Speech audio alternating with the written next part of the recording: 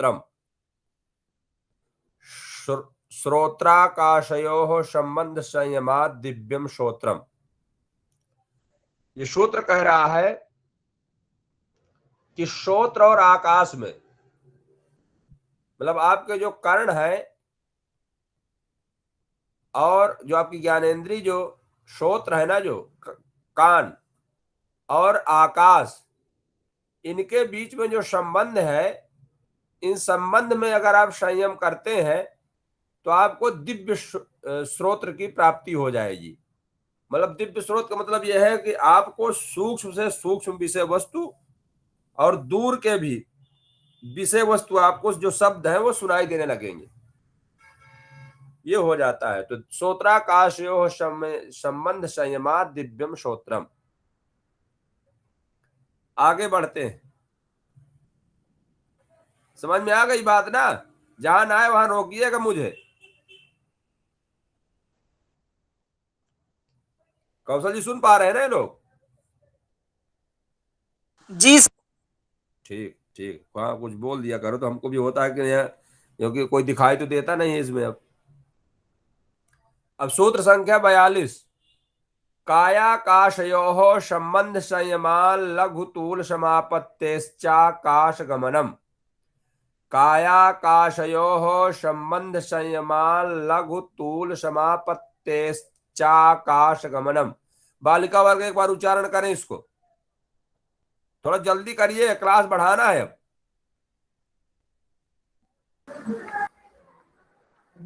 कायाकाशयो संबंध संयमाल। एक लोग उठाइए, दोनों को बंद कर दिए। बोलिए बोलिए बोलिए। कायाकाशयो संबंध संयमाल गुतुल समापत्ते चचाकाश गमनम। पुनर् बार। कायाकाशयो संबंध संयमाल गुतु, तो यहाँ पे गड़बड़ हो रहा है, गुतुल समापत्ते। नहीं, संयमाल लघु, एक आधा ला है, एक पूरा ला है, तो संयमाल लघु। कायाकाशयो संबंध संयमाल लघु तूल तूल समापत्ते चाकाश गमनम। चाकाश गमनम। हाँ सुंदरम। एक बिटिया और कोई बोल रही थी ना, कौन है बोले? जो एक और कोई फिर मौन हो गई है। जी गुरु जी। बोलिए बोलिए। कायाकाशयो संबंध संयमाल लघु तुल समापत्तेश्चाकाश गमनम। हाँ थोड़ा सा एक बार, जब तुम्हें सुधारना यहाँ है कि तुम तुल बोले हो, तूल है, ठीक है ना? और ठीक था तुम्हारा, ठीक है। जी सर। तो कह रहे हैं काया काशयो हो। काया माने शरीर, तो काय माने शरीर, आकाश माने जो जो एक शून्य की तरह है, जो मतलब एक वो है, एक आकाश जो है तो शून्य होता है, मतलब उसमें वो जो स्पेस होता है, जो खाली जगह होता है, उसको आकाश बोलते हैं। तो कह रहे हैं काय और आकाश, आप अपने शरीर और आकाश का जब संबंध में जब आप संयम बना लेते हैं, क्योंकि जहां जहां भी खाली होगा वो आकाश होगा, खाली जगह को ही आकाश कहा जाता है। तो कायाकाशयोः, शरीर और आकाश के संबंध में संयम करने से लघु तूल समापत्तेश्चा, चा माने और, लघु माने हल्का, हल्के इत्यादि तूल आदि जो पदार्थों में संयम करने से, तूल माने इत्यादि हो जाएगा रुई, जो है रुई है ना, रुई वही। तो लघु तूल समापत्तेश्च, हल्के जो रुई इत्यादि हैं उनमें संयम करने से समापत्ति प्राप्त होने पर आकाश में गमन सिद्ध हो जाता है। यानी समापत्ति माने होता है चित्त का तदाकारा कारित होना। चित्त जो है हमारा उसी के स्वरूप का जब हो जाता है तो समापत्ति कहलाता है। तो शरीर और जो आकाश का संबंध है, जब इस पर आप संयम करेंगे कि किस प्रकार से हमारे शरीर में भी आकाश है, क्योंकि हमारे शरीर में भी जो खाली जगह होगी वहां भी आकाश होगा, और हमारे शरीर के चारों तरफ आकाश है। तो कह रहे हैं कि शरीर और आकाश के संबंध में संयम करने से, और जो सबसे हल्का पदार्थ क्या है, रुई, कपास की जो रुई होती है ना, वो उड़ती रहती है। तो आप सबसे हल्के पदार्थ पर भी जब संयम करेंगे, उनको अपने विषय का जो है एक केंद्र बनाएंगे, धारणा ध्यान समाधि करेंगे, और उस रुई का तदाकारित जब आप लोग चिंतन करेंगे, संयम जब हो जाएगा उस रुई को, जब तदाक उस पर आप इतना ज्यादा मग्न हो जाएंगे, तब आपका शरीर जो है तो एकदम बिल्कुल हल्का हो जाएगा, और आप आकाश गमन की सिद्धि आपको प्राप्त हो जाएगी। जिस प्रकार से रुई भी एक पदार्थ है, हमारा शरीर भी एक पदार्थ है, जिस प्रकार से रुई जो है आसमान की ओर उड़ती है हल्के होने के कारण, तो आप भी जब रजोगुण और तमोगुण जब आपके क्षीण हो जाएंगे तो सत्वगुण हल्का होता है। सत्वम लघु प्रकाशकम इष्टम, तो जब हल्का होता है सत्वगुणात्मक जब चित्त आपका हो जाएगा, और उस समय आपका तदाकाराकारी चित्त हो जाएगा, उस रुई पर आप संयम करेंगे, क्योंकि संयम तभी होगा जब धारणा ध्यान समाधि होगी। तो शरीर आकाश के संबंध का क्या संबंध है इसका, इस पर संयम करें, और उसके साथ जो है आप किसी एक हल्के पदार्थ रुई इत्यादि का जो है पर संयम करने से आपका समापत्ति माने उस जो है वो जो रुई है उसी के तदाकाराकारित चित्त आपका उसी के समान हल्का हो जाएगा, उसी प्रकार का चित्त भी आपकी रुई के जैसे हो जाएगा। उस समय आपको आकाश गमन की सिद्धि आपको प्राप्त हो जाएगी, आप आकाश गमन कर सकते हैं। ठीक है, आगे बढ़े। जी सर। सुंदर। सूत्र संख्या 43। बहिर्कल्पिता वृत्तिर्महाविदेहा ततः प्रकाशा वर्णक्षयः। बहिर्कल्पिता वृत्तिर्महाविदेहा ततः प्रकाशा वर्णक्षयः। बालक वर्ग। बहिर्कल्पिता वृत्तिर्महाविदेहा ततः प्रकाशा वर्णक्षयः। सुंदरम सुंदरम, सम्यक। तो कह रहे हैं कि महाविदेहा वृत्ति का स्वरूप इसमें क्या है, महाविदेहा का स्वरूप बता रहे हैं और उसका फल बता रहे हैं कि महाविदेहा जो है, महाविदेहा वृत्ति का स्वरूप क्या होता है और उसका फल क्या होता है। तो वृत्ति माने होता है संकल्प। तो इसमें ये बात को समझा रहे हैं कि बहिर्कल्पिता वृत्ति, हमारा जो मन है ये भीतर और बाहर आता जाता है, मन कहीं बाहर लगा है, मन कहीं भीतर लगा है।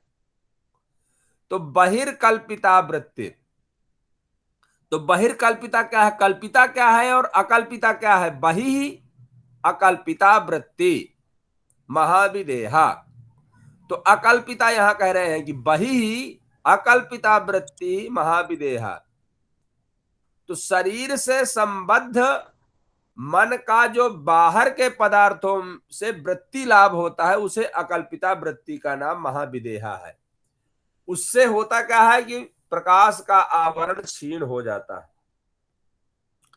अब इसको समझिए एक बार कि मन के शरीर रहते हुए, मन के शरीर में रहते हुए जो संकल्प मात्र से बाहर के पदार्थों में धारणा की जाती है वह कल्पिता वृत्ति कहलाती है। कल्पिता को पहले समझिए आप कि मन के शरीर में रहते हुए, शरीर में मन रहेगा, संकल्प मात्र से बाहर के पदार्थों में जो धारणा की जाती है वह कल्पिता वृत्ति कहलाती है। कल्पिता धारणा है वो। और अकल्पिता धारणा क्या है, शरीर में मन के रहते हुए शरीर के अभिमान से रहित होकर के, उसमें आपको शरीर का भान रहेगा कि मैं मन मेरा शरीर में है, लेकिन ये अकल्पिता में क्या होगा कि शरीर में मन के रहते हुए शरीर के अभिमान से रहित होकर बाहर के पदार्थों में उनका संबंध करके जो धारणा की जाती है वह अकल्पिता धारणा कहलाती है। तो कल्पिता से अकल्पिता की ओर जाया जाता है। योगी लोग जो है तो कल्पिता से अकल्पिता की ओर जाते हैं। तो कल्पिता से कल्पिता के द्वारा अकल्पिता नामक जो वृत्ति होगी उसे महाविदेहा को प्राप्त करते हैं। तो वही कह रहे हैं कि इसमें ये आपको क्या करना है कि आपको देखो यहां पर अब थोड़ा सा भी आप समझिएगा, यहां पर हमने चित्त के बाद दूसरा विकार क्या है? अहंकार। महत्त्व के बाद उसका जो दूसरा जो विकार है वो है अहंकार। अहंकार के बाद इंद्रियां आती हैं। तो अब इंद्रियों की चर्चा यहां पर जो चल रही थी कि आप जो श्रोत्राकाशयो इत्यादि को आप जो धारणा करेंगे तो उससे क्या होगा, उसी बात को यहां कह रहे हैं आगे कि अब आपका जो मन है, जैसे आपको श्रोत्र के बारे में बता दिए, फिर पहले श्रोत्र और शब्द के बारे में बताए इसके पहले वाले में, फिर श्रोत्राकाशयो श्रोत्र और आकाश का, फिर इसके बाद उन्होंने बताया कि कायाकाशयो संबंध संयमा लघुतुल समापत्ति से आकाश गमनम, ये बताए। इसके बाद उन्होंने कहा कि अब जैसे ये हो गया तो अब मन को क्या कह रहे हैं कि तो महातत्व के बाद आपका वो चला गया, क्या स्क्रीन चली गई?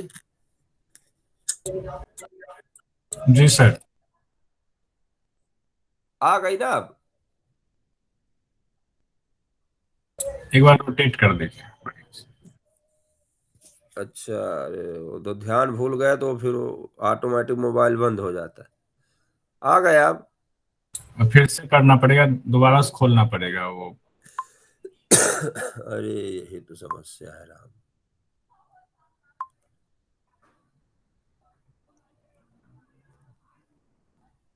आ गया? स्टॉप करके फिर से करिए। अरे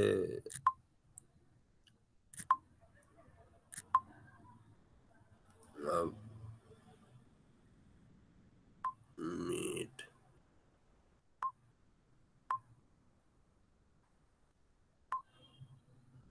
अच्छा स्टॉप करे, समय बर्बाद हो रहा है। जो मूड बनाते हो सब गड़बड़ा गया राम।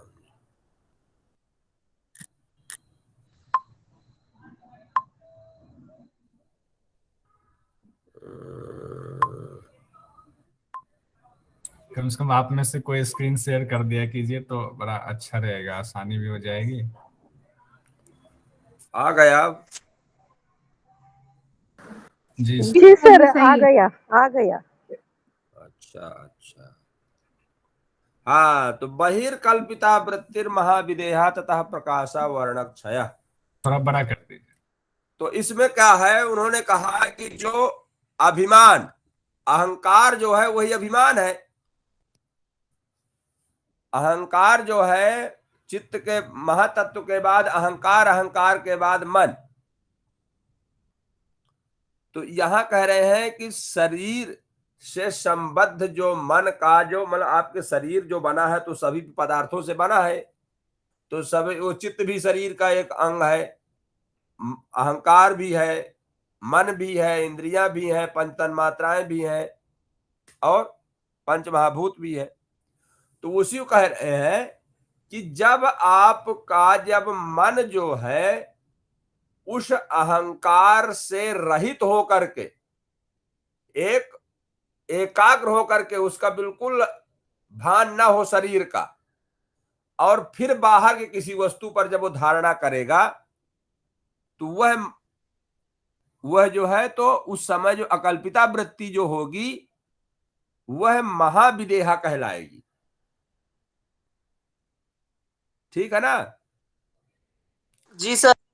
हाँ, तो वो महाविदेहा अकल्पिता वृत्ति शरीर के रहते हुए लेकिन शरीर का अभिमान से रहित होकर के, मन जो है शरीर के अभिमान से रहित होकर के और बाहर के पदार्थों पर जब धारणा करेगा तो वह अकल्पिता वृत्ति कहलाएगी। उसी अकल्पिता वृत्ति का नाम महाविदेहा कहलाया जाता है, उसी का नाम महाविदेहा है। तो कह रहे हैं कि उससे लाभ क्या होगा, तो कह रहे हैं उससे प्रकाश आवरण क्षय, प्रकाश का जो आवरण है, प्रकाश का आवरण मतलब आपका रजो और तमो गुणात्मक ये जो है ये धीरे धीरे क्षीण हो जाएगा। तो प्रकाश स्वरूप आपका शतो गुणात्मक बुद्धि जो है आपका वो प्रकट हो जाएगा। और मतलब जब सतो गुणात्मक प्रकाश स्वरूप होगा तो उससे क्लेश कर्म विपाक और विविध विपाकात्मक जो आवरण है उसका भी क्षय हो जाता है। प्रकाशावरण क्षय मतलब आपको जो बंधन में ले जाने वाले जो पदार्थ हैं उन सब का क्षय हो जाता है। क्लेश कर्म विपाक और विविध विपाकात्मक जो आवरण है, जो आपको अभी जो आपको क्लेशों की ओर जो आपको डाल रहे हैं, उन सब का आवरण का क्षय हो जाता है महाविदेहा वृत्ति के द्वारा। ठीक है जी सर। आगे सुंदर समझ में आ रहा है बालिकाओं के भी ना? जी जी आ रहा है। आधे के हिस्सेदार है भाई, आधी आबादी है। सूत्र संख्या 44। अब कह रहे हैं कि स्थूल स्वरूप सूक्ष्मान्वयार्थ तत्व संयमाद भूत जय, स्थूल स्वरूप सूक्ष्मान्वयार्थ तत्व संयमाद भूत जय। बालिका वर्ग जल्दी करें, जल्दी। स्थूल सूक्ष्म कहाँ देख करके पढ़ें? स्थूल स्वरूप सूक्ष्मान्वयार्थ तत्व संयमात् भूत जयः। हाँ सुंदर सुंदर। तो कह रहे हैं कि स्थूल स्वरूप सूक्ष्म अन्वय अर्थवत इन 5 प्रकार के संयम करने से जो भूत है तो भूतज जय नामक सिद्धि प्राप्ति होती है। ये भूतों के संयम से, ठीक है ना? ये भूत के 5 स्वरूप होते हैं। ये भूत समझ रहे ना आप? वही पृथ्वी जल तेज वाले भूत, ये वो वाले जी सर। डराने वाले भूत नहीं। तो भूतों के 5 स्वरूप होते हैं। तो जब आप उनके 5 स्वरूपों पर जब आप संयम कर लेते हैं तो आपको क्या होती है? भूतों पर आपका अधिकार हो जाता है। आप जो भी चाहेंगे उन भूतों के द्वारा उनसे आप प्रयोजन की सिद्धि कर सकते हैं। जैसे आपको हवा चाहिए तो आप अपना हवा मंगवा सकते हैं। आपको बारिश चाहिए तो जल की प्राप्ति आपको हो जाएगी, क्योंकि उन पर आपकी सिद्धि हो गई। आप उनसे अपना प्रयोजन सिद्ध कर सकते हैं। और वो जो आपके वो कर्म आपके जो है तो बंधन में बांधने वाले नहीं होंगे। वो जो आप करेंगे उससे आपको बंधन की प्राप्ति उससे नहीं होगी। आपको उनका भोग नहीं भोगना पड़ेगा, बंधन के कारण नहीं बनेंगे वो। तो अब इनके स्वरूपों को बता दूं क्या कि केवल इतने जानेंगे? जी सर। स्पष्ट करूं कि इतना है पर्याप्त है? सर जी सर स्पष्ट स्पष्ट। हाँ बताइए सर, बताइए। सुंदर। तो कह रहे हैं स्थूल। तो स्थूल क्या है कि जैसे क्या होता है कि जैसे शब्द है तो शब्द का स्थूल स्वरूप क्या है? जैसे अकार आदि, अकार ककार मकार इत्यादि जो भी वर्ण है, तो अकारादि धर्मों के सहित शब्दादि विशेष स्थूल शब्द के द्वारा यहां पर कहे गए हैं। व्यास भाष में यह कहा गया है। ये तत्र पार्थिवाद्याः शब्दायोः विशेषाः सहाकारादिभिर्धर्मैः स्थूल शब्देन परिभाषिताः। मतलब यहाँ स्थूल शब्द जो है, यहाँ पर स्थूल शब्द के माध्यम से कहा गया है कि जो भूत है, तो स्थूल का मतलब यह है कि अकारादि जो शब्द है वो यहाँ पर स्थूल के द्वारा संबोधित होंगे। वो शब्द विशेष सहकारी धर्म जो है पृथ्वी आदि के जितने भी हैं, तो वो जो आप शब्द को ले लीजिए, जैसे आकाश है तो आकाश का आपका जैसे शब्द है तो उनका स्थूल क्या है, आकार आदि, तो इनको जो है तो ये स्थूल स्वरूप माने जाएंगे। अब इनका स्वरूप क्या है, स्वरूप इनका ये है वो भूतों का कि जैसे स्वरूप माने हो जाएगा धर्म, स्वरूप माने हो जाएगा इनका धर्म जो होगा। तो जैसे पृथ्वी का धर्म क्या है, पृथ्वी का धर्म है कठोरता, अग्नि का धर्म क्या है, उष्णता, जल का धर्म क्या है, स्नेह, वायु का धर्म क्या है, वहनशील। तो ये इनके जो सामान्य धर्म है, तो सामान्य धर्मों को जान इनका जो धर्म है वो स्वरूप कहलाएगा। ठीक है ना जी सर। ये आपके इनका सामान्य धर्म जो है, जैसे वो अग्नि का उष्णता, वायु का वहनशील, पृथ्वी की कठोरता और जल का स्नेह, ये जो है इनका सामान्य जो धर्म है वो इनका स्वरूप कहलाएगा। अब सूक्ष्म क्या है, तो सूक्ष्म इनकी तन्मात्राएं सभी की इन भूत का जो कारण है वो इनका स्थूल, वो इनका सूक्ष्म है। भाई सूक्ष्म से ही तो स्थूल पैदा होंगे, तो वो जो तन्मात्राएं हैं वो इन भूतों के जो जिन जिन जो 5 भूतों के जो 5 तन्मात्राएं हैं वो इनका सूक्ष्म स्वरूप है, क्योंकि वही जो पैदा हुए हैं तो वो सूक्ष्मतम रूप है, उसी में जाके विलीन होते हैं। तो उन सूक्ष्म को भी आपको जानना है।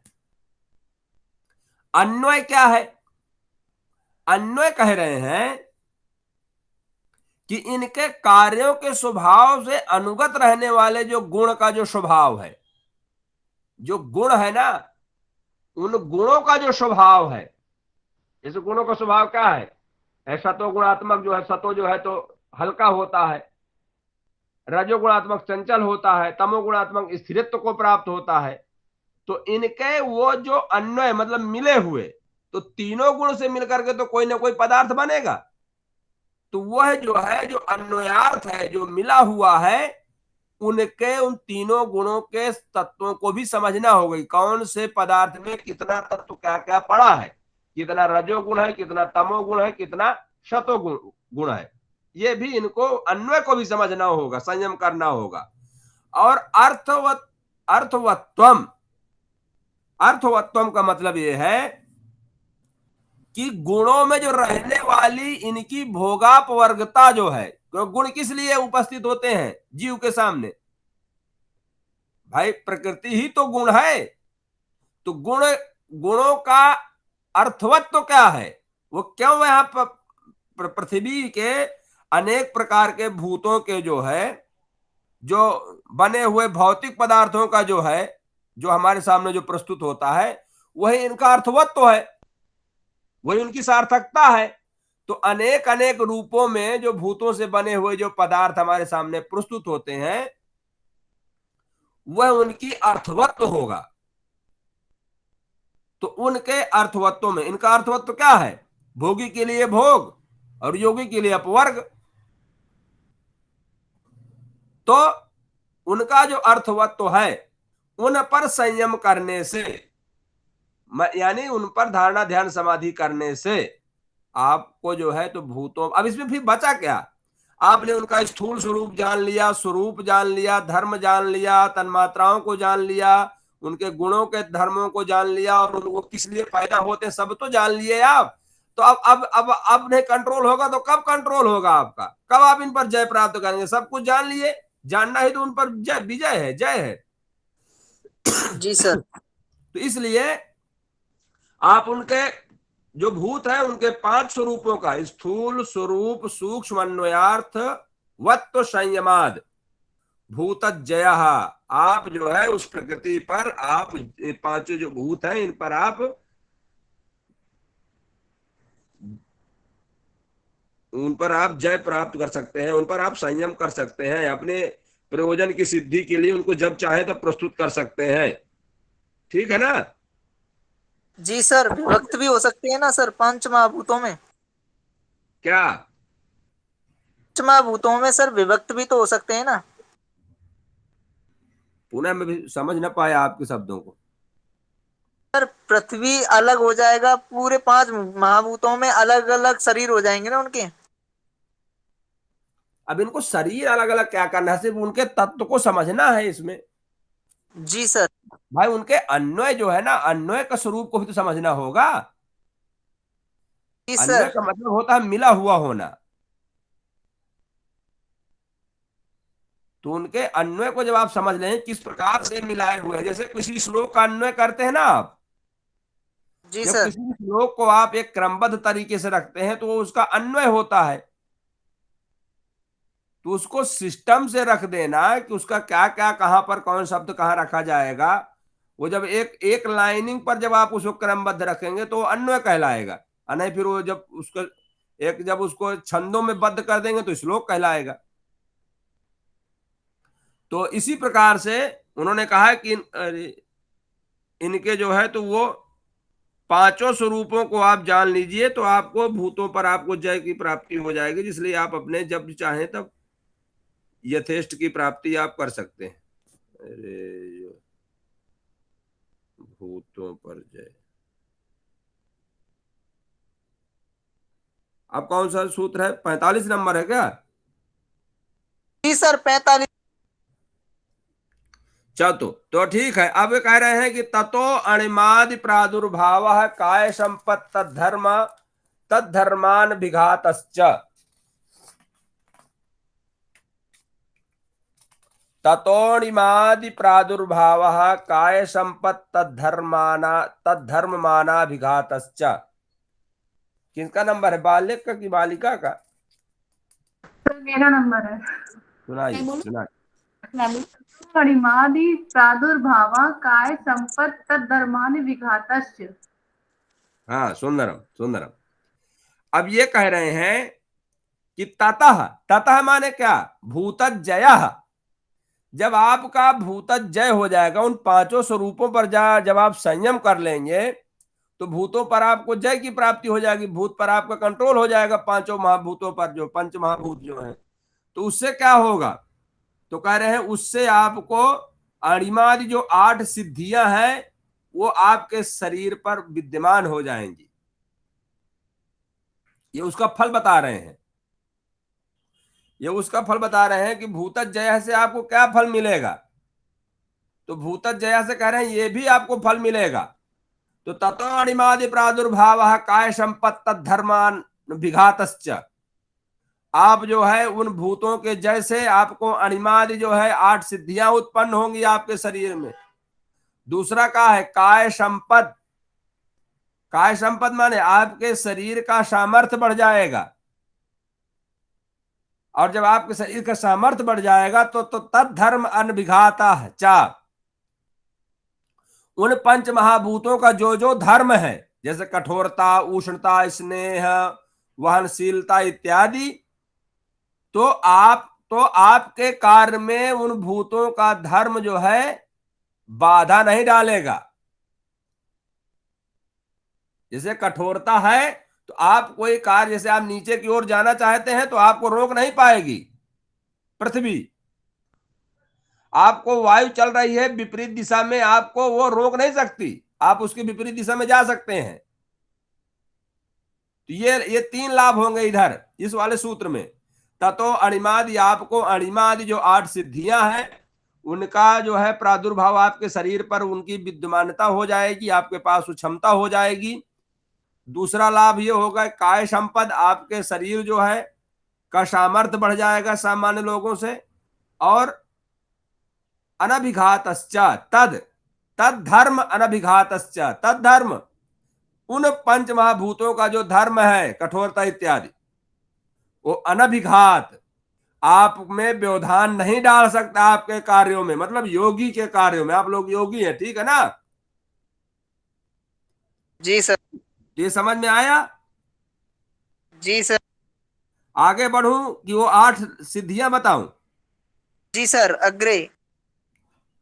बालिका वर्ग,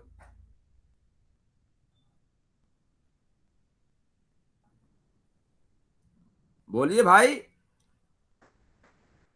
जी सर, अग्रे। ठीक है, सुंदरम सुंदरम।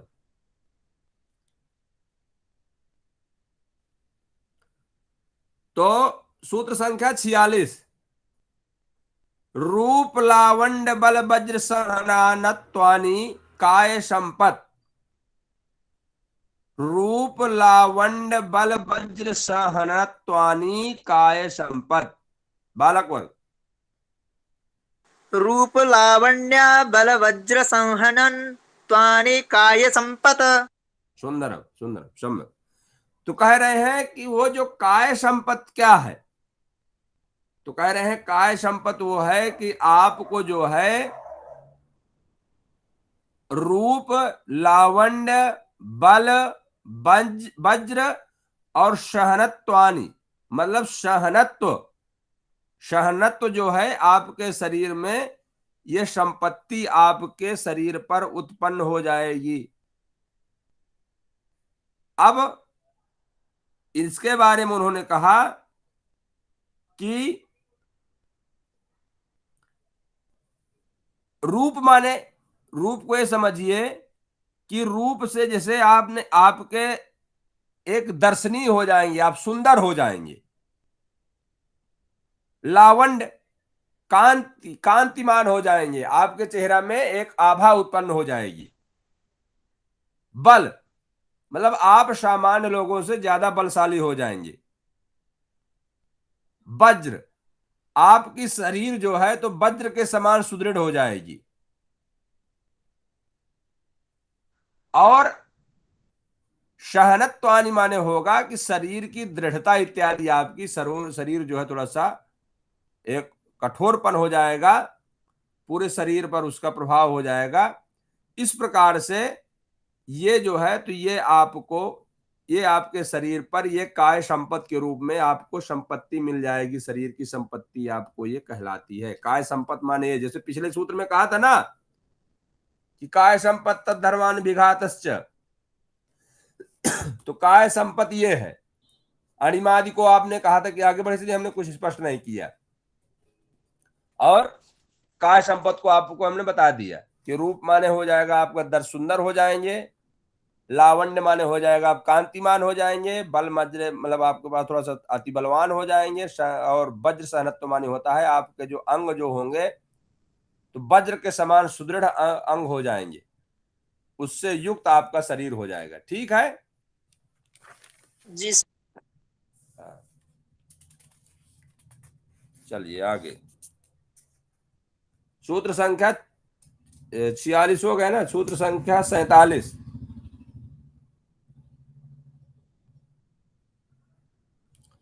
ग्रहण स्वरूपास्मितान्वयार्थ तत्व संयमाद इंद्रिय जय। ग्रहण स्वरूपास्मितान्वयार्थ वत्व संयमाद इंद्रिय जय। बालिका वर्ग। ग्रहण स्वरूप अस्मिता वयन्या तत्व संयमादि इंद्रिय जयः। सुंदर सुंदर। कह रहे हैं ग्रहण स्वरूप अस्मिता अन्वय अर्थवत्व संयमाद। अब ये देखो पिछले वाले में भूतों पर जय था, अब इस बार इंद्रियों पर जय हो रहा है, ये ध्यान देना है। भूतों में जय करने से क्या क्या लाभ होता है? अणिमादि सिद्धियां, वो सिद्धियां, काय संपत, तद्धर्मान विघातश्च, भूतजय, ये आपको लाभ हो जाते हैं भूतों के पांचों स्वरूपों का ज्ञान होने पर। तो अब ये कह रहे हैं कि इंद्रियों पर क्या होगा। तो इंद्रियां क्या होती है कि इंद्रियों में एक शक्ति होती है ग्रहण शक्ति। तो ग्रहण, स्वरूप और अस्मिता और अन्वय और अर्थवत्व। तो विषय जो होता है वो ग्राह्य है, और उस विषयाकार वृत्ति को जो ग्रहण कहलाती है। हमारी जो मान लीजिए गिलास है, और हमने उसको जब देखा तो हमारा चित्त जो है तदाकारित हो गया, तो वो ग्रहण हो गया, हमने उसको ग्रहण कर लिया। वह चित्र जो है, वो जो गिलास का जो चित्र है वो तदाकारा कारित हो गया हमारे चित्त में, तो वो ग्रहण हो गया। तो कह रहे हैं इस विषय को भी आपको जानना है, किस प्रकार से वो ग्रहण कर रही है। तो ग्रहण स्वरूप का यह है कि महत तत्व से, अहंकार से इंद्रियां कार्य रूप द्रव्य रूप में भी है। क्या होता है कि सांख्य और योग जो है क्या माना है कि कार्य को द्रव्य माना है।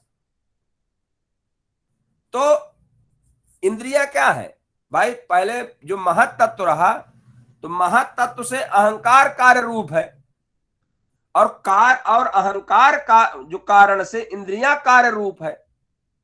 तो इसलिए तो जो इंद्रियां द्रव्य जो कार्य रूप होने के कारण, क्योंकि ये अहंकार से जन्म ली है इसलिए कार्य है, कारण नहीं है अभी, तो ये कार्य रूप होने के कारण द्रव्य रूप है इनका, तो इनका स्वरूप है। तो ये कह रहे हैं कि ये कार्य रूप होने के कारण ये स्वरूपवान भी है, द्रव्य है, एक प्रकार का द्रव्य का स्वरूप होता है। अस्मिता को कहा गया है कि अस्मिता स्वरूप वाला अहंकार इंद्रिय रूप है, मतलब इंद्रियों का जो है, इंद्रिय के 3 रूप है, उस सामान्य का इंद्रिय विशेष है। क्या होता है कि जैसे इंद्रियों का सतो गुणात्मक, रजो गुणात्मक और तमो गुणात्मक जो स्वरूप होगा, तो उसका जो है तो सामान्य जो है इंद्रिय का एक विशेष रूप है, क्योंकि इंद्रियों जो है इसी से जन्म ली है, तो यह उनका विशेष है अहंकार। तो ये जो है ये विशेष होने के कारण उस सामान्य का इंद्रिय विशेष है। जो अहंकार जो था तो उनका ये विशेष जो है उसकी उत्पत्ति है, इसलिए ये विशेष उनके बारे में भी ये अस्मिता, उनका जो विशेष है उसको भी आपको जानना है। और अन्वय, क्योंकि अन्वय जो क्या होगा कि जिन गुणों के अहंकार सन्निहित है, जिन गुणों के अहंकार सहित इंद्रिया परिणाम है, भाई अहंकार जो है तो वो त्रिगुणात्मक है, और उनका परिणाम क्या है, अहंकार के सहित इंद्रिया किसका परिणाम है, चित्त के। तो वो जो त्रिगुणात्मक जो तीन गुण है, गुणों का जो स्वरूप है, उन तीनों गुणों के अहंकार सहित इंद्रिया परिणाम है।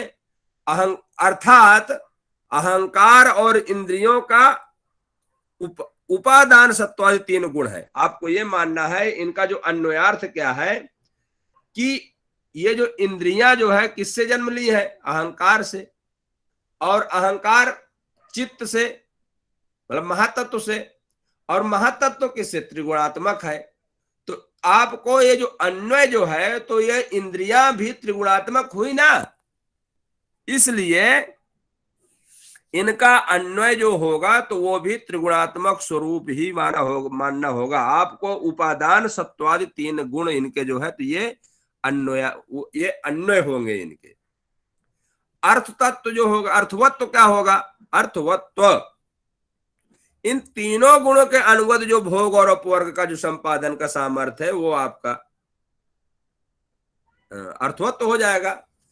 जिस प्रकार से इंद्रियां देख पा रही हैं, सुन पा रही हैं, जैसे चित्त के पास प्रस्तुत कर पा रहे हैं, जीव उनको आप स्वीकार कर रहा है, तो भोगी के लिए भोग प्रस्तुत कर रही हैं इंद्रियां, और अपवर्ग जो योगी के लिए अपवर्ग प्रदान कर रही हैं इंद्रियां। तो उस अर्थवत्व को जो है आपको उसको समझना है। तो ग्रहण, स्वरूप, अस्मिता, अन्वय, अर्थवत्व के संयम करने से आपको इंद्रियों पर अधिकार प्राप्त हो जाता है, इंद्रिय जय कहलाते हैं आप। आगे बढ़े। जी सर। आज बालिका वर्ग बिल्कुल शांत है भाई। जी सर, बढ़िए। अच्छा, ठीक।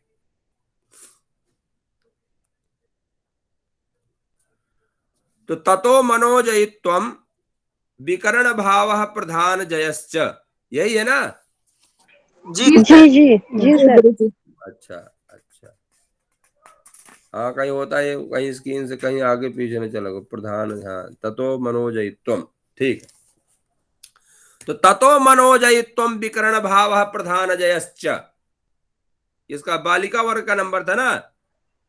हाँ, ततो मनोजवित्वम विकार भावः नहीं प्रधान नहीं, जयश्च। विकरण विकरण। विकरण भावः प्रधान जयश्च। फिर हाँ एक बार कहती हूँ, हाँ, ततो पुनः मनोजवित्वम विकरण भावः प्रधान जयश्च। सुंदरम सुंदर। तो ततो, ततः मतलब उस इंद्रिय जय होने से क्या होगा, क्या लाभ होगा आपको। तो कह रहे हैं मनोजयित्वम, मनोजयित्वम माने होगा आपका जो शरीर होगा ना, उसकी जो है तो गति जो है तो वायु के समान हो जाएगी, तीव्र गति हो जाएगी आपकी शरीर की। तो ततो मनोजयित्वम विकरण भाव, विकरण भाव वो कहलाता है कि आप सामान्य लोगों से आपकी जो दृष्टि होगी, जो इंद्रियों की जो क्षमता होगी वो बढ़ जाएगी, उसको विकरण भाव बोलते हैं। और प्रधान जयश्च, और आप जो है अपने प्रयोजन के सिद्धि के लिए प्रकृति का आप, प्राकृतिक पदार्थों का आप उपयोग कर सकते हैं जब चाहे तब। इन इंद्रियों के पांचों स्वरूपों पर अगर आप संयम करते हैं तो उससे क्या लाभ होगा, तीन लाभ होगा। आपके शरीर का वेग बढ़ जाएगा, मतलब आप तेजी से, आपकी गति बढ़ जाएगी, आपके शरीर की जो है, आपके योगी की शरीर की गति अन्य लोगों की अपेक्षा तीव्र हो जाएगी, ज्यादा हो जाएगी। विकरण भाव, सामान्य लोगों के इंद्रियों की क्षमता से उस योगी की इंद्रियों की क्षमता ज्यादा बढ़ जाएगी। और प्रधान जयश्च, और प्रकृति पर उसका थोड़ा सा अधिकार प्राप्त हो जाएगा, तो वो अपने उपयोगिता के लिए प्रकृति का उपयोग कर सकता है अपने प्रयोजन सिद्धि के लिए। प्रयोजन सिद्धि समझ रहे हैं ना आप लोग, प्रयोजन सिद्धि क्या है यहाँ पर। जी स्पष्ट, क्या है प्रयोजन सिद्धि। सर ये स्पष्ट प्रधान कीजिए। जी, सर प्रधान हाँ? जी को एक बार बता दीजिए प्लीज। प्रधान जय होता है, प्रधान माने होगा प्रकृति,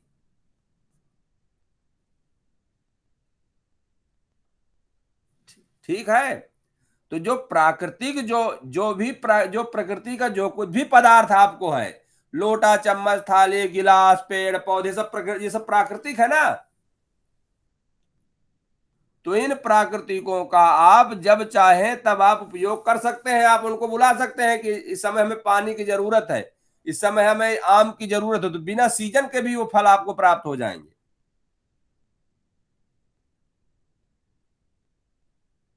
जैसे मान लीजिए गर्मी चल रही है और आपको योग करना है, अब आपकी शरीर में ज्यादा वेदना हो रही है, तो आप उसको कहते थोड़ा सा ठंडी हवा चल जाए, तो ठंडी हवा चल जाएगी, क्योंकि प्रकृति पर आपका कंट्रोल है। समझ में आ गया। जी सर। हाँ, तो प्रधान मान होता है प्रकृति।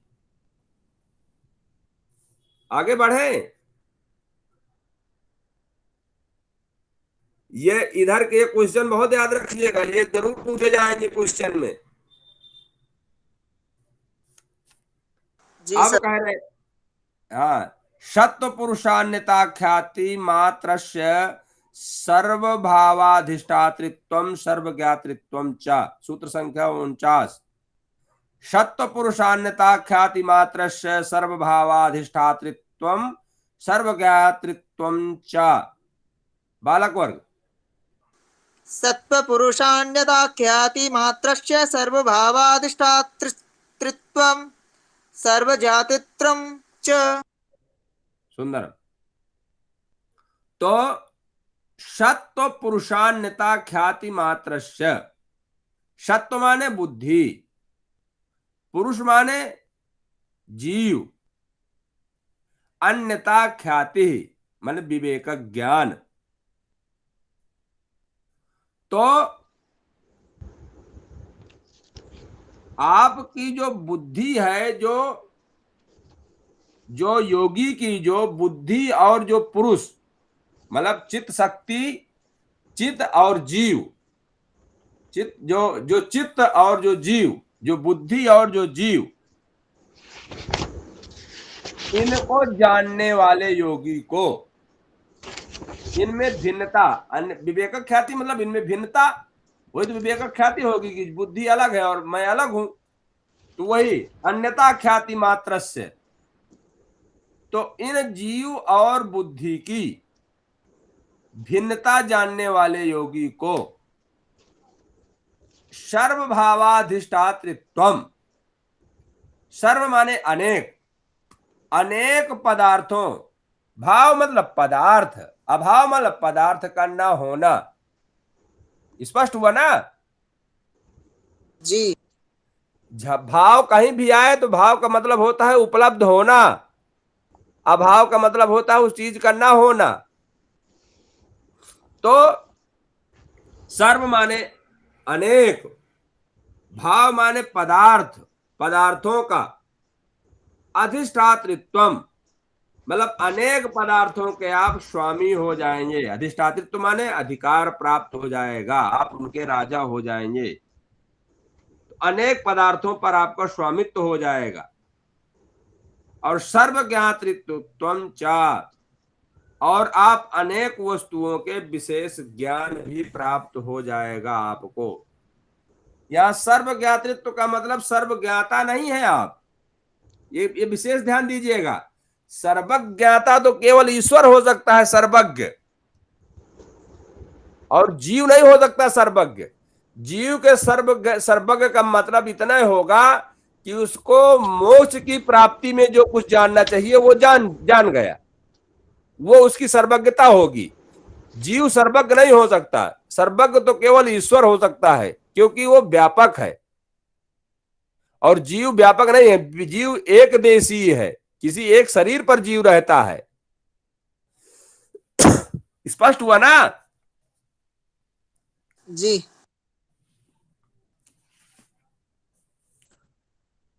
तो हाँ, तो अभी जो है ये सूत्र संख्या, अच्छा ये हो गया 49। तो कह रहे हैं सत्व पुरुषान्यता ख्याति मात्र से उस योगी की जब यह भूतज जय और इंद्रिय जय इत्यादि जब हो जाएंगे तो समय क्या आ जाएगा, उसकी बुद्धि और पुरुष जो है तो भिन्न भिन्न उसके अंदर जब ज्ञान हो जाएगा तो उसको क्या हो जाएगा, अनेक पदार्थों का स्वामित्व हो जाएगा। स्वामित्व मतलब जब हम जिसको कहें वो आ जाए वही तो स्वामी है।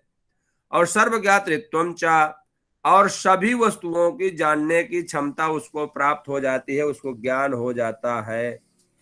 आगे बढ़े? जी सर। जी सर। हाँ सुन, चलिए सूत्र संख्या 50।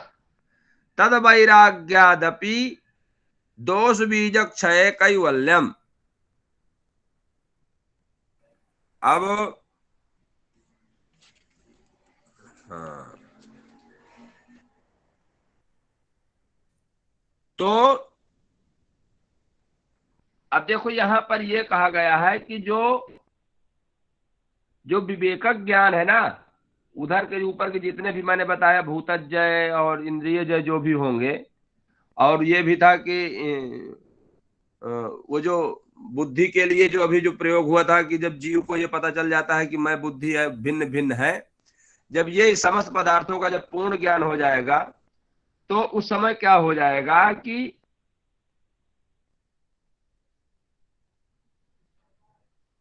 उस समय जो विवेकक ज्ञान उसको होता है ना, योगी का जब ये बुद्धि और जीव का अलग अलग होना इस प्रकार का ज्ञान हो जाएगा, और ये प्रकृति पर थोड़ा सा उसका जब स्वामित्व हो जाएगा, और अनेक पदार्थों का सर्वभूतज्जय ज्ञानम करके जो है उसको जब ज्ञान हो जाएगा तो इस ज्ञान को क्या कहेंगे, विवेकज ज्ञान।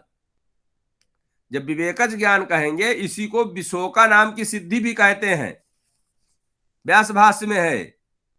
इसको जो है तो विशोका नाम की सिद्धि भी कहते हैं।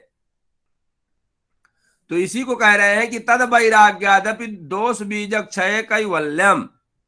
उस विशोका नाम की सिद्धि से, जो भी मैंने बताया, इस तरह का ज्ञान जब हो जाएगा कि अनेक पदार्थों का आपको ज्ञान हो जाएगा, अनेक पदार्थों पर आपका स्वामित्व हो जाएगा। पूर्व सूत्र पर अभी चर्चाएं हुई थी। तो वह विशोका ज्ञान, विशोका नाम की जो सिद्धि आपको हुई, उससे क्या होगा? आपको वैराग्य होने से, उस विशोका नाम की सिद्धि से भी आपका वैराग्य हो जाए। तद वैराग्यादपि, इतना ज्ञान होने के बावजूद भी आप उसका उपयोग भोग के लिए ना करें, उससे भी आप वैराग्य ले लें। और जब वैराग्य आप ले लेंगे तो दोषों के बीज नष्ट हो जाने पर, और जो क्लेश है आपके ना, वो जब वो जो संस्कार इत्यादि जो दोष जो आपके जो बीज पड़े हैं ना पुनर्जन्म दिलाने के जो बंधन के, उनको दग्ध कर दीजिए। और दग्ध करने के बाद असंप्रज्ञात समाधि से तो वो दो जो बीज थे वो नष्ट हो गए। दोषों के बीज नष्ट हो जाने पर और विशोका नाम की सिद्धि होने से, वैराग्य होने से क्या होगा? आपको कैवल्य की प्राप्ति हो जाएगी। स्पष्ट हुआ? आपको पूर्वक जो इतनी सिद्धियां जो मिली हैं, उनसे भी आपको वैराग्य लेना होगा। वैराग्यादपि, तद वैराग्यादपि, पूर्व जो विभूतियां मिली हैं उनसे आप वैराग्य लेंगे। वैराग्य लेने के बाद बीज दोष बीजक क्षय, आपके जो दोषों के जो बीज है नष्ट हो जाने पर आपको क्या होगा? आपके अभीष्ट की प्राप्ति हो जाएगी, जिसलिए आप योग कर रहे हैं। आगे चले? जी सर। हाँ, कितना बच गया? चलिए 2 मिनट बचा है और उठा लेते हैं। आज तो कंप्लीट कर दीजिए सर। अच्छा अच्छा, ठीक। तो स्थान्युपनिमंत्रणे संगस्मयाकरणम पुनरनिष्ट प्रसंगात। स्थान्युपनिमंत्रणे संगस्मयाकरणम पुनरनिष्ट प्रसंगात। बालक वर्ग, बालक का नंबर है ना कि बालिका का?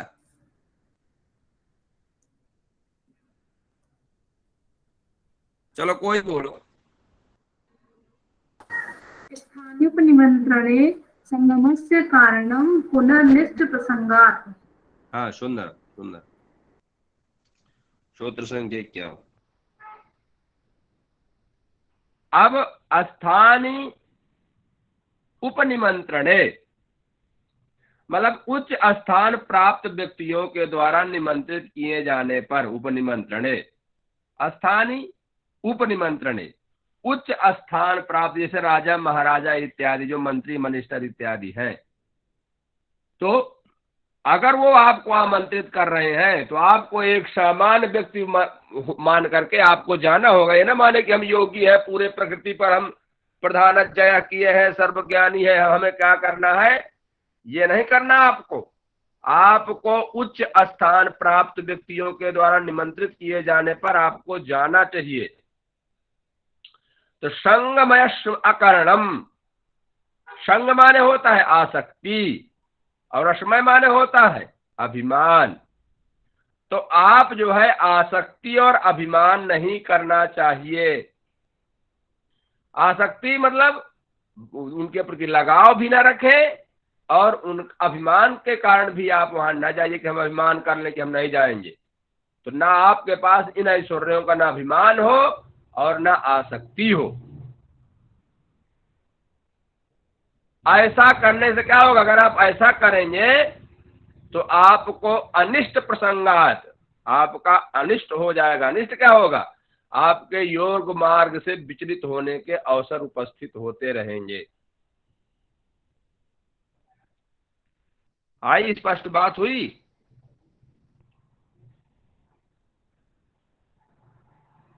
सर एक बार और समझा दीजिए।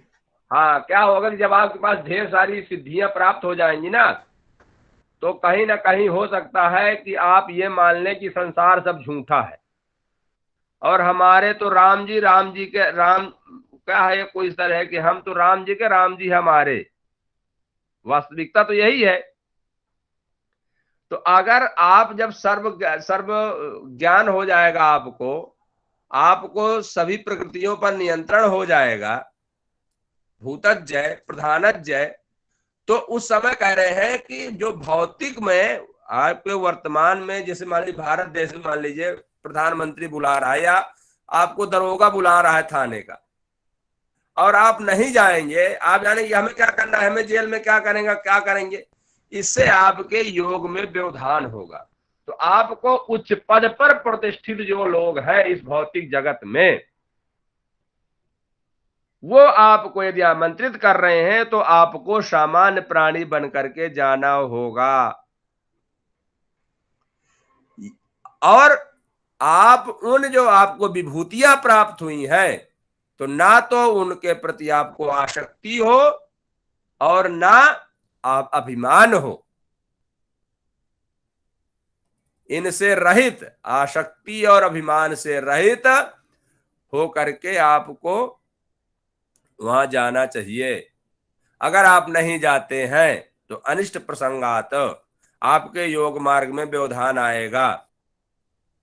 इसके लिए उन्होंने पहले भी कहा है, मतलब ये तो इन्होंने एक शिष्टाचार बता दिया कि आपको ज्ञान हो जाने के बाद आप प्रकृति के सिस्टमों की अवहेलना नहीं करेंगे, ठीक है ना? Yes sir. आगे चले। Yes sir. जैसे सर बड़े बड़े ऋषि मुनियों को राजा लोग बुलाते थे सलाह मशवरे के लिए, और ऋषि मुनि जाया करते थे। वो जाते थे वो, यही तो कह रहे हैं। देखो मैं अपनी एक निजी घटना बता दूं, मैं एक बार महर्षि आश्रम गया था सन 2004 में। तो हमको 6 महीने के लिए हमारा विद्यालय जो है थोड़ा सा किन्हीं कारणों बस बंद हो गया था, तो फिर मैं चला गया था महर्षि आश्रम 6 महीने के लिए। फिर से हम चले गए थे अपने संपूर्ण वहाँ जहाँ पढ़ता था मैं। उस समय मैं 10 में हाई स्कूल, मतलब संस्कृत से मैं पूर्व मध्यमा कर रहा था। तो जब वो आज मुझको ये सब, मतलब मुझे जब मैं योग दर्शन पढ़ा तो मुझे ज्ञान हुआ कि उस समय वो महर्षि जी जो है, तो महर्षि जी को आप ना जानते हैं ना, महर्षि महेश योगी जी को सुने कभी नाम आप? जी जी जी महेश जी। महर्षि महेश योगी की कई सारे विदेशों में बड़ी संस्थाएं थी। तो उनमें सबसे बड़ी विशेषता उनका सबसे, जैसे बाबा रामदेव किस पर ज्यादा फोकस कर रहा है? प्राणायाम पर। तो उनका जो था, तो वो जो ये विभूतियां हैं जो इधर, जैसे उन्होंने कहा था कि भूतज्जय, अरे फिर से तो चला गया। अब एक बार इसको पहले वो कर लूं भैया। आ गया कि नहीं आया? आ गया। अच्छा भले बच गया तो बच गया। तो आ गया ना, है ना? जी सर। जी आ गया। जी सर। अच्छा। हाँ, तो जब वहां पर हमको जब ध्यान कराया जाता था, तो उन्होंने वहां पर हमको 7वां सेट, वहां 3-3 का 6 सेट होते थे, तो 6 का 18 और एक सेट अकेला होता था। तो एक 19वां मंत्र हमको मतलब याद है, वो था कि शरीर और आकाश का संबंध रुई की उड़ान। तो जब इसको जब मंत्र बोलते तो हमको एक आसन मिला था, उसमें हवा भरी थी और पूरा शरीर हमारा उस आसन से बंधा हुआ था। पूरे पीठ में भी आसन लगा था, नीचे बैठने के लिए पूरा आसन था, फलथी मार के बैठे तो चारों तरफ से बेल्ट कस दिया गया था और बड़े बड़े ध्यान के हाल होते थे वहां। मैं छतरपुर में था वहां, तो एमपी छतरपुर। तो पूरा हमारे शरीर को आसन के थ्रू पूरा बांध दिया जाता था। एक उसमें एक ट्यूब टाइप का एक आसन होता था, चारों तरफ हवा भरी होती थी उसको, अब बेल्ट से पूरा चेस्ट जो है, गर्दन, हाथ, पैर वैर सब बिल्कुल आसन में बैठाल करके पद्मासन लगा करके और उस बेल्ट से कस दिया जाता था। और फिर आंखें बंद करके हम लोग उसको उस समय मनोरंजन करते थे, क्योंकि हमको उस समय ज्यादा ज्ञान नहीं था। तो उस समय कुछ विद्यार्थी जब इनको सिद्ध कर लेते थे, वही आज जो भूतज्जय है, तो उस समय क्या होता था कि जो ही वो 7वां सेट लगता था, शरीर और आकाश का संबंध रुई की उड़ान, तो व्यक्ति जो है तो उछलने लगता था। तो हम लोग तो वहां बनावटी उछलते थे, डल्लप के गद्दे होते थे, पूरा डबल डबल बिछाए रहते थे। तो जब हम 7वां सेट पढ़ते थे तो 6 से मतलब 16 छतरी का 18 मंत्र पर तो हम चुपचाप रहते थे, और जो ही 19वां मंत्र हम बोलते थे, शरीर और आकाश का संबंध रुई की उड़ान, तो हम लोग उछलने लगते थे। और मतलब वहां जो बताते थे कि धीरे धीरे क्या होगा कि आपको सिद्धि प्राप्त हो जाएगी, फिर आप जो है तो ऑटोमेटिक आपका शरीर जो है उछलने लगेगा। तो देखो यहाँ योग दर्शन में उस बात को देखो स्पष्ट किया गया है कि शरीर कायाकाशयो हो। देखो पूर्व वाले सूत्रों में मतलब शरीर और आकाश का संबंध, और कह रहे हैं कि लघु तूल समापत्तेश्च, और हल्के रुई इत्यादि के संबंध को ज्ञान करना। तो वही सूत्र मतलब महर्षि महेश योगी इसी सेट को पूरे इस पर सिद्धि प्राप्त करके पूरे विश्व में छाए थे। उनका सिर्फ यही, उनको यह अधिकार प्राप्त था। तो उनका भावातीत ध्यान है ना, महेश योगी जी का भावातीत ध्यान है ना। नहीं देखो ये क्या है कि ये जो अभी हम जो चर्चाएं कर रहे हैं ये हर व्यक्ति को तो सिद्ध नहीं हो सकता। जी जी सर लेकिन उनके बारे में ये सुन रखा है कि महेश योगी जी ध्यान लगाते थे तो सच में अपने स्थान से ऊपर उठ जाया करते थे। नहीं तो वही तो है जो मैंने अभी आपसे बताया। हाँ नहीं, पर आप और हम तो उनके अनुयायी रहे हैं। महेश योगी जी की बात है कि वो उठ जाया करते थे रियल में। नहीं तो ये रियल की बात है भाई। देखो आज हमारा जो सूत्र कह रहा है, क्या कह रहा है कि शरीर और आकाश की संबंध रुई की उड़ान, वो उनका हिंदी का सूत्र होता था। अब वही कह रहा है कायाकाश संबंधयो हो लघु तूल समापत्तेश्च आकाश गमनम। वही बात तो है।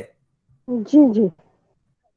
शरीर और आकाश का संबंध तो शरीर कायाकाशयो संबंधात संयमात लघु तूल संयमात शरीर गमनम आकाश गमनम, मतलब आप जो है तो आकाश की ओर गमन करने लगेंगे। तो वही है, ठीक है ना। ठीक है, ये भी एक सिद्धि है ना, आकाश गमन की सिद्धि है। हाँ ये आकाश ये एक विभूति है, विभूति है। हाँ। चलो कौन सूत्र संख्या कौन था? तो 51 हो गया, 52 नंबर। हाँ कुछ पीडीएफ बोलना चाह रहे हैं क्या? पीडीएफ पूरा नहीं दिख रहा है। अब दिख रहा है? फिर से जाऊं क्या एक बार अभी भी वापस? नहीं दिख रहे हैं, अभी वापस जा रहा हूं फिर एक बार फिर से ना। अब क्या बताएं, ऐसा ये एक झमेला है। जब बिल्कुल माइंड फ्रेश होता है पढ़ाने का तो फिर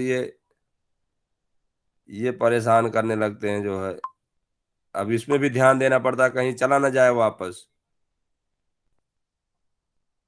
और आप हैं कि कोई सुनते नहीं है कि ये समस्या का समाधान हो जाए। शेयर करनी चाहिए वैसे तो स्क्रीन, किसी बच्चों ने शेयर अरे करनी बच्चे का ये सब बड़े बुद्धिमान है। ये बच्चे होते तो सब ये कर न देते जो है। ये अब बुद्धिमान हो गए, सब बड़े बड़े हो गए ना, इनकी बुद्धि ज्यादा हो गई।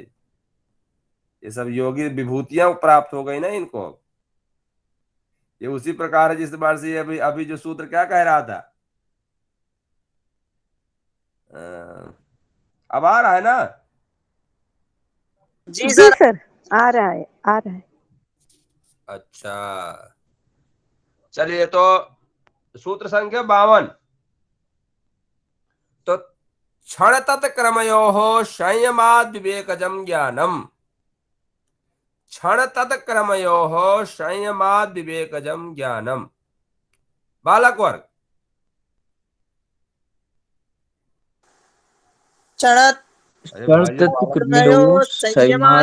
विवेक ज्ञानम। हाँ अभी जो जिनकी आवाज थोड़ा धीमी थी वो बोलेंगे, बोलिए। बोलो बोलो बोलो भाई बोलो। क्षण क्रमेयो संयमात ना तुम रुक जाओ, तुम रुक विवेकजम जाओ। ज्ञानम। ना एक कोई दूसरा योगी बोल रहे थे इसके पहले। बोलो भाई बोलो। संयमादि विवेक ज्ञानम। हाँ एक बार पुनर्। क्षण तत्क्रम्यो संयमादि विवेक ज्ञानम। हाँ क्षण तत्क्रमयो संयमाद विवेकजम, अरे फिर चला गया ना। जी गया, जी गया, अरे आ गया। थोड़ा ही आ गया है, पूरा नहीं आ गया। अब वो कह रहा है कि आज रहने दीजिए। अच्छा सर अरे मैं मत रहने दे कि कर डालें। बहुत सर 9:30 हो जाएगा क्योंकि 9:11 अच्छा हो गए। ठीक है, जय सीताराम की भैया।